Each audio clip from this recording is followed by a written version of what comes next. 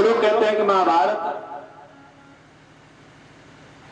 का अनुष्ठान करा करके कथा नहीं करानी चाहिए, महाभारत विनाशकारी है। महाभारत को बड़ी हेय दृष्टि से देखते हैं लोग, अन्य पुराणों की अपेक्षा महाभारत को बड़ा हेय दृष्टि से देखते हैं कि भैया इसका पाठ जहां करोगे लड़ाई निश्चित होगी। ऐसा कुछ नहीं है। महाभारत का एक एक पात्र वंदनीय है, महाभारत का एक एक पात्र पूजनीय है, महाभारत का एक एक पात्र प्रातः स्मरणीय है। विष्णु पुराण में एक श्लोक आया है, धर्मो विवर्धति युधिष्ठिर कीर्तनेन, विष्णु पुराण में, पापम प्रणश्यति प्रकोदर कीर्तनेन, शस्त्रविनश्यति धनंजय कीर्तनेन, माद्रीसुतो कथयतां न भवन्ति रोगा। धर्मो विवर्धति युधिष्ठिर कीर्तनेन, जो युधिष्ठिर के नाम का जाप करता है उसके धर्म की वृद्धि होती है। देखो 5 पांडव हैं और 5 पांडवों के नाम कीर्तन का महत्व कितना बड़ा है। धर्मो विवर्धति युधिष्ठिर कीर्तनेन, जो धर्म युधिष्ठिर के नाम का कीर्तन करता है, प्रातः काल जाप करता है, उसका धर्म बढ़ता है। धर्मो विवर्धति युधिष्ठिर कीर्तनेन, पापम प्रणश्यति प्रकोदर कीर्तनेन, भीम के नाम का जाप करने से महाराज कैसा भी पाप लगा हो उस पाप से मुक्ति मिल जाती है, पाप नष्ट हो जाता है। पापम प्रणश्यति प्रकोदर कीर्तनेन, शस्त्र विनश्यति धनंजय कीर्तनेन, अर्जुन के नाम का जाप करने से दुश्मन की हानि होती है। अर्जुन का नाम का जाप करने से दुश्मन की हानि होती है। और नकुल सहदेव के नाम का जाप करने से क्या होता है, बोले मातृसुतो कथयताम न भवन्ति रोगा। कैसा भी असाध्य रोग पड़ा हो, रोगी हो, महाराज अगर नकुल सहदेव के नाम का जाप करना शुरू कर दो तो उसका रोग नष्ट हो जाता है। कैसा भी असाध्य रोग हो शरीर में, नकुल सहदेव के नाम का जाप करने से रोग नष्ट होता है। मातृसुतो कथयताम न भवन्ति रोगा, क्योंकि अश्विनी कुमार के अंश जो उत्पन्न हुए नकुल और सहदेव, और अश्विनी कुमार देवताओं के वैद्य हैं। तो महाभारत को हे दृष्टि से मत देखो, महाभारत जो है वो पंचम वेद है, 5वां वेद है।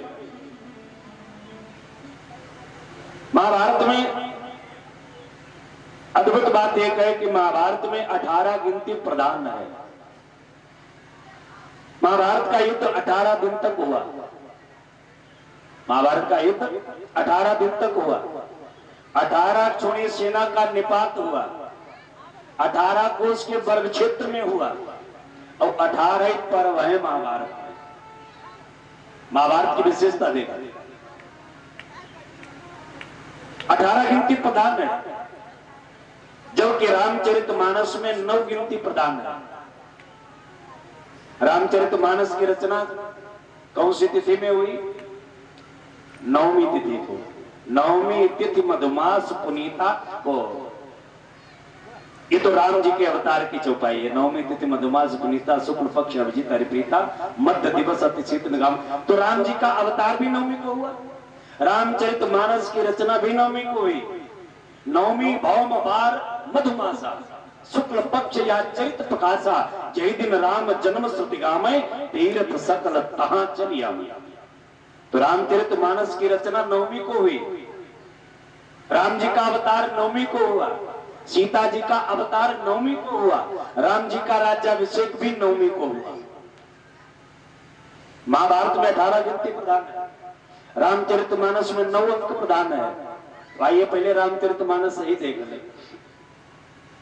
रामचरितमानस में 9 अंक क्यों प्रधान है? क्योंकि रामचरितमानस जो है वो पूर्ण ग्रंथ है, पूर्ण ग्रंथ है। इसमें 4 वेदों की कथाएं, 6 शास्त्रों की कथाएं और 18 पुराणों की कथाएं हैं। मैं अपने पास से नहीं कहता हूं, 4 वेद पुराण अष्टदश, और 6 शास्त्र सब ग्रंथन को रस, मुनि जन धन संतन को सर्वस सार अंश संवत सब ही की आरती श्री रामायण। तो महाराज रामचरितमानस पूर्ण ग्रंथ है। नाना पुराण निगमागम सम्मतम यद रामायणे निगितम कुचितयम तोन्पि स्वांता सुखाय तुलसी रघुनाथ गाथा भाषा निबंध मति मंजुल मात नोती। बोले संत भगवान की। आइए महाराज, हमारे दंडी स्वामी जी पधारे हुए हैं, स्वागत है आपका। तो रामचरितमानस में 9 अंक प्रदान है। स्वागतम गुरुवर शरणागतम गुरुवर, स्वागतम गुरुवर शरणागतम गुरुवर, स्वागतम सुस्वागतम शरणागतम गुरुवर, स्वागतम सुस्वागतम शरणागतम गुरुवर, स्वागतम गुरुवर शरणागतम गुरुवर, स्वागतम गुरुवर शरणागतम गुरुवर, स्वागतम गुरुवर शरणागतम गुरुवर। हरि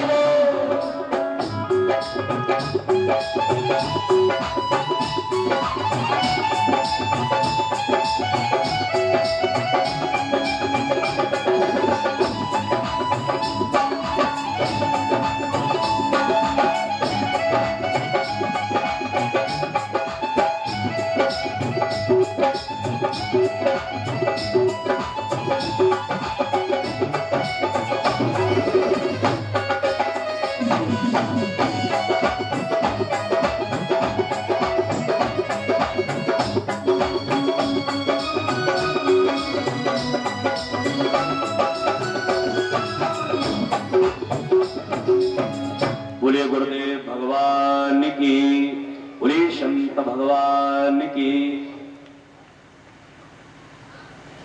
तो रामचरितमानस में 9 अंक प्रदान क्यों है? रामचरितमानस में 9 अंक ही प्रदान है। राम जी का अवतार 9वीं को, रामचरितमानस की रचना 9वीं को, सीता जी का अवतार 9वीं को और राम जी का राज्याभिषेक भी 9वीं को। क्यों? क्योंकि इसलिए अंक प्रदान है 9, क्योंकि रामचरितमानस पूर्ण ग्रंथ है और 9 अंक जो है वो पूर्णांक है। 9 के आगे कोई गिनती नहीं है। बोलो भाई, है कोई? 9 के आगे कोई गिनती नहीं है।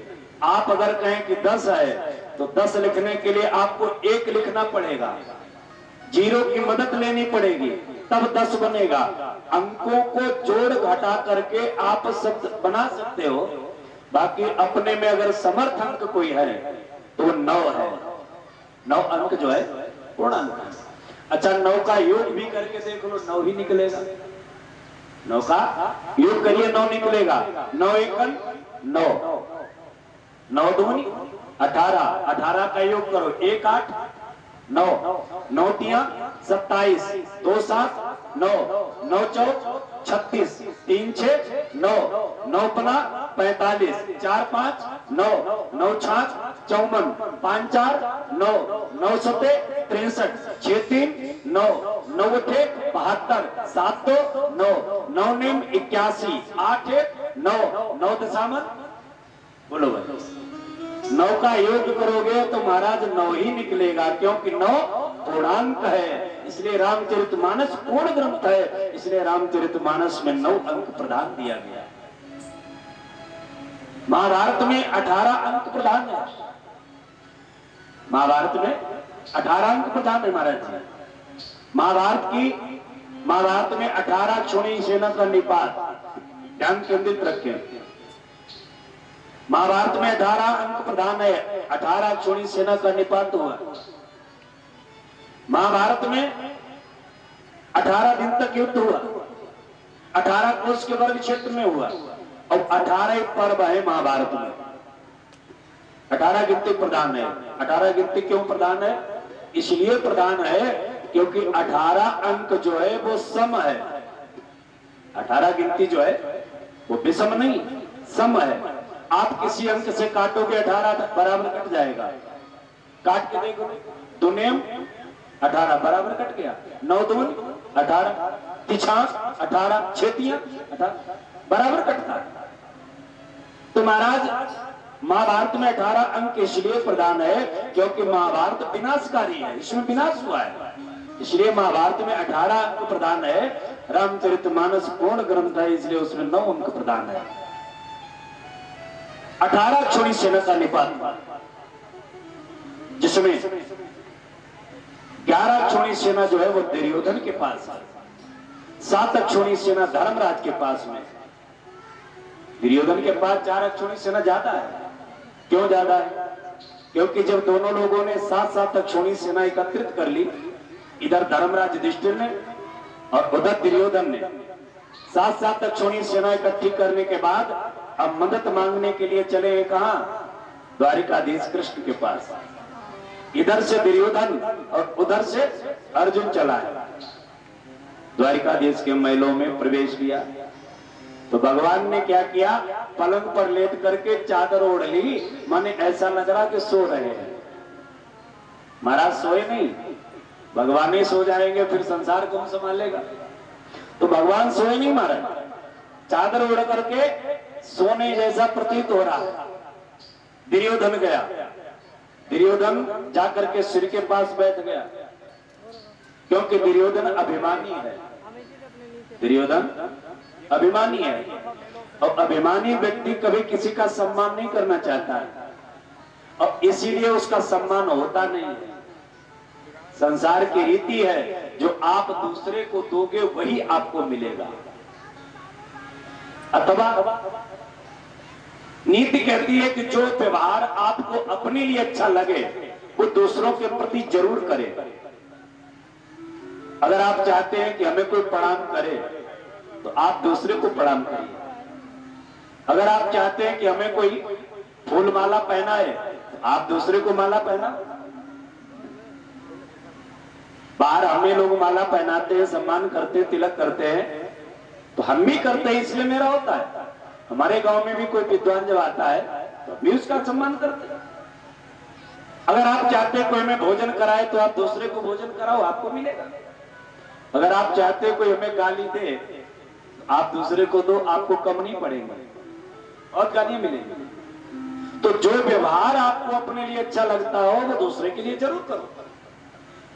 दुर्योधन सम्मान चाहता तो है कि मेरा करें, लेकिन दूसरे का नहीं करता। अब प्यारे, जब तक अभिमान तुम्हारे हृदय में भरा रहेगा, लौकिक परमात्मा वाला अभिमान नहीं, लौकिक अभिमान जब तक भरा रहेगा, परमात्मा तुम्हें अपनाने वाले नहीं। एक कवि ने बड़ा भाव बढ़िया दिया है, भक्त कहता है कि अभिमान जिस घड़ी तो, अभिमान जिस घड़ी तो, अरे दिल से निकाल देगा। अभिमान जिस घड़ी तो, दिल से निकाल देगा। अभिमान जिस घड़ी तो, दिल से निकाल देगा। अभिमान जिस घड़ी तो, दिल घड़ी तो, दिल से निकाल देगा। उस दिन तुझे विधाता हो, उस दिन तुझे विधाता अरे अनमोल प्यार देगा। उस दिन तुझे विधाता अनमोल प्यार देगा। अभिमान जिस भाव दुर्योधन अभिमानी है, अर्जुन हाथ बांधे बैठा है। अरे कुंती नंदन कितनी देर के आए हो? बस बस महाराज अभी आया, अभी आया। बात करने लगे तब तक पीछे से दुर्योधन ने कहा, अरे कन्हैया ये नहीं, पहले तो हम आए। और जो पीछे मुड़ करके भगवान ने देखा, बस उसी समय दुर्योधन का विनाश हो गया। उसी समय विनाश हो गया दुर्योधन का। आप कहेंगे उस समय कैसे हो पाया? भगवान की अगर सीधी दृष्टि जीव के ऊपर पड़ जाए, भगवान की सीधी नजर पड़ जाए जीव के ऊपर, तो जीव का कल्याण हो जाता है, उद्धार हो जाता है। और परमात्मा की अगर टेढ़ी नजर पड़ जाए तो, अरे परमात्मा की बात छोड़ो, वो तो सर्व समर्थ है, सुप्रीम है। गांव के प्रधान की भी अगर टेढ़ी नजर हो जाए आपके ऊपर, तो महाराज 5 वर्ष तक कोई सरकारी सुविधा आपको मिलने नहीं देगा। बोलो भाई, गांव के प्रधान की नजर अगर टेढ़ी हो जाए तो कुछ नहीं कर पाएंगे, कहेगा तो आपकी गली का खड़ंजा उखड़वा लेगा। बारिश में को कीचड़ में तैरो इधर से उधर। तो गांव के प्रधान की अगर टेढ़ी नजर हो जाए तो 5 वर्ष महाराज काटने मुश्किल।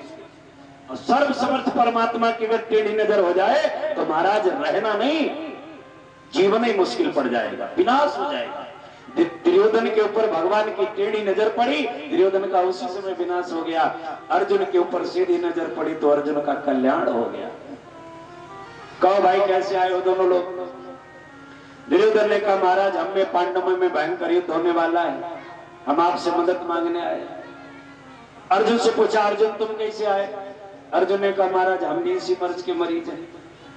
अच्छा अच्छा, तो मदद मांगने आए दोनों लोग? बोले हाँ। ठीक है भाई, मदद हम दोनों लोगों की करेंगे। कैसे महाराज दोनों लोगों की करोगे? भगवान कन्हैया ने कहा, देखो एक तरफ हमारी 4 अक्षौणी सेना होगी और एक तरफ हम अकेले होंगे। अब बताओ तुम क्या लेते हो? दुर्योधन ने कहा, महाराज ये बंटवारा ठीक नहीं हुआ। क्यों? बोले आपने एक तरफ 4 अक्षौणी सेना कर दी, अब एक तरफ अकेले हो गए। अरे विजय तो उसी की होगी जिसकी तरफ आप होंगे। क्यों? बोले आपके पास सुदर्शन चक्र है, और जब चक्र आप उठाओगे तो 4 अक्षौणी नहीं 40 अक्षौणी सेना खड़ी हो, जब तक काट नहीं देगा चक्र वापस नहीं आएगा। भगवान मुस्कुराए तो इसका मतलब तुम्हें हमारे चक्र से भय है। हो जाए ऊपर को उठाई, जाओ मैं प्रतिज्ञा करता हूं दुर्योधन। क्या? कि करी प्रतिज्ञा कृष्ण ने और चक्र धरू नहीं हाथ, और बिना चक्र के पार्थ का मैं दूंगा रण में साथ।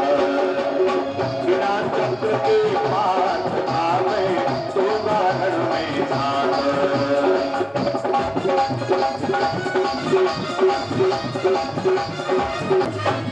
भगवान कन्हैया ने कहा, जाओ मैं प्रतिज्ञा करता हूं महाभारत के युद्ध में कोई अस्त्र शस्त्र नहीं उठाते हो। दुर्योधन ने मुस्कुरा करके कहा, महाराज जब आप चक्र उठाओगे नहीं, युद्ध करोगे नहीं, तो महाराज हम तुम्हारा करेंगे क्या? अरे महाराज वहां तलवारें चलेंगी, गदाएं चलेंगी, मुदगर चलेंगे, वीरों की छातियां फटेंगी, कायर पीठ को दिखा दिखा करके भागेंगे। महाराज वहां कहोगे हम तो माखन मिश्री खाएंगे, हम कहां चलाएंगे? महाराज वहां आप कहोगे कि हम तो गोपिकाओं का चीर खींचेंगे, हम कहां से लाएंगे? महाराज वहां तो आप बंसी बजा करके नाचोगे, हम नचा थोड़ी पाएंगे। इसलिए महाराज ये कृपा आप अर्जुन के ऊपर करो, हमें 4 अक्षौणी सेना दे दो। भगवान कन्हैया ने कहा, थोड़ा रुक जाओ, अब अर्जुन से पूछ रहे ये क्या चाहता है। अर्जुन से पूछा, अर्जुन तुम क्या चाहते हो? 4 अक्षौणी सेना चाहते हो या हमें चाहते हो? अर्जुन ने कहा, महाराज 4 अक्षौणी सेना की बात छोड़ दो, मैं हस्तिनापुर का राज्य तक नहीं चाहता। हस्तिनापुर का राज्य छोड़ो महाराज, मैं समूची पृथ्वी का सम्राट नहीं बनना चाहता हूं। यहां तक कि महाराज मैं इंद्र का इंद्रासन तक नहीं चाहता हूं। भगवान ने कहा, फिर चाहते क्या हो? इससे भी बड़ी कोई पदवी है, क्या चाहते हो? अर्जुन ने हाथ जोड़ करके कहा, महाराज मैं एक ही चीज चाहता हूं। क्या? न मैं दाम धरती न धन चाहता हूँ। फिर बोले कृपा के तुम्ही से तो पल चाहता हूँ। न मैं धाम धरती न धन चाहता हूँ। कृपा के तुम्ही से तो पल चाहता हूँ। कृपा के तुम्ही से तो पल चाहता हूँ।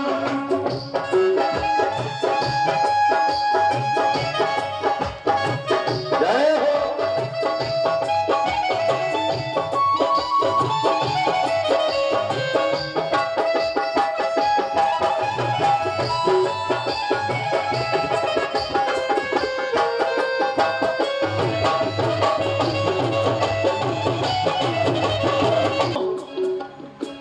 सुने यस तेरा श्रवण चाहता हूँ।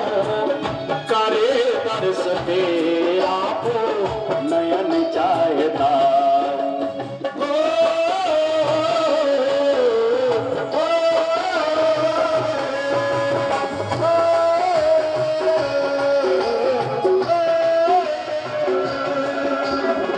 महाराज, मैं वो कान नहीं चाहता हूं जिससे तुम्हारी कथा न सुनी जाए।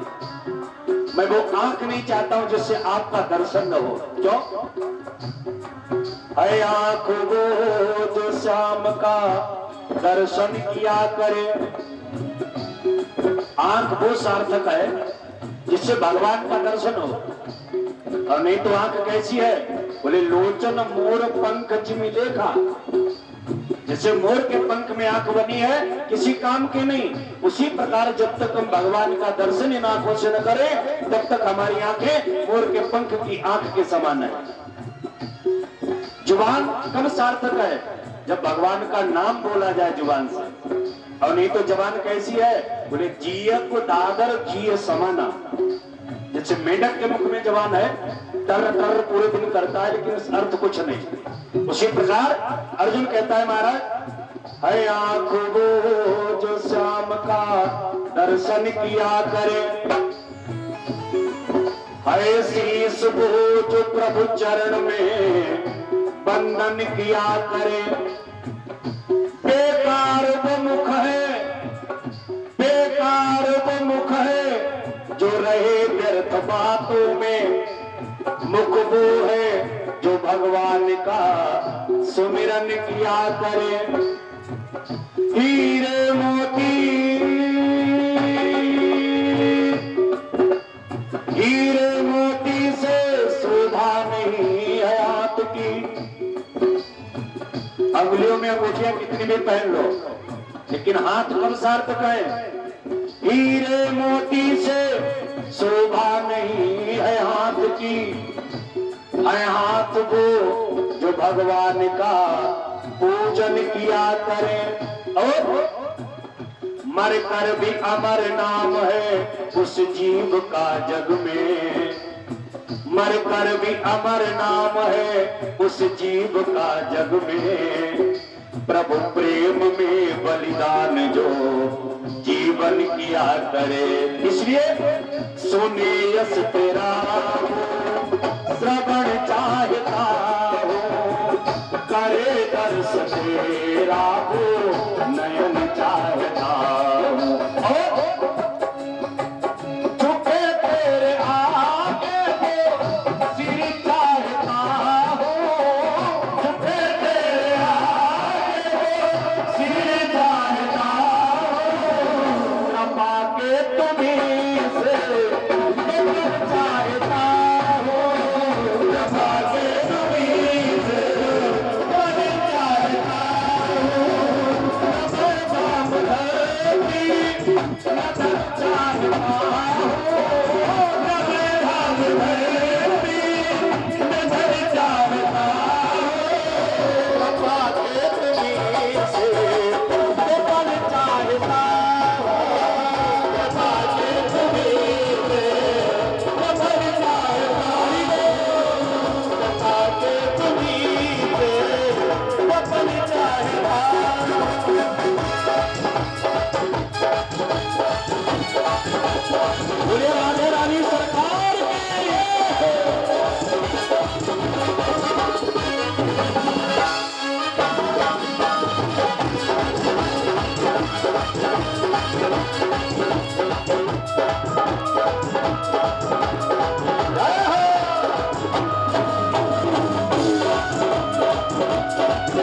बोले रास बिहारी सरकार